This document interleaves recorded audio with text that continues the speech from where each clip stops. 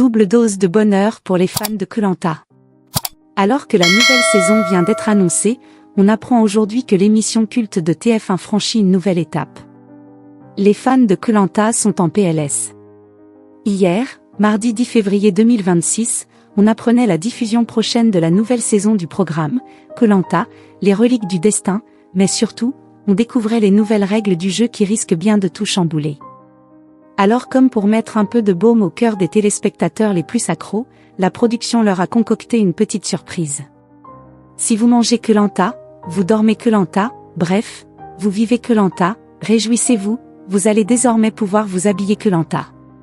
Adventure Line Production et TF1 Licensing lancent dès ce mercredi la première boutique en ligne officielle dédiée à l'émission d'aventure.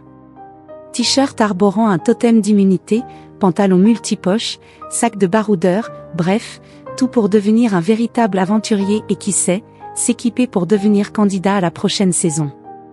Outre des véritables équipements pour partir à l'aventure, la boutique Koh Lanta propose aussi des objets collector à l'effigie de l'émission tels que des sous-verres, mugs. Dommage, ils n'ont pas sorti la statue du totem d'immunité qui irait pourtant si bien sur la cheminée.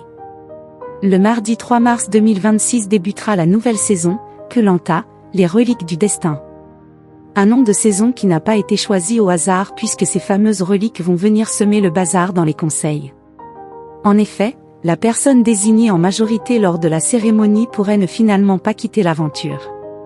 Une fois nommé, l'aventurier ou l'aventurière sur la sellette devra se rendre dans un endroit collé à celui du conseil. Il y trouvera 8 poteries dans lesquelles se trouvent parfois des reliques avec des pouvoirs. Il devra en choisir une au hasard, puis la casser devant les autres aventuriers pour découvrir ce qu'il s'y cache.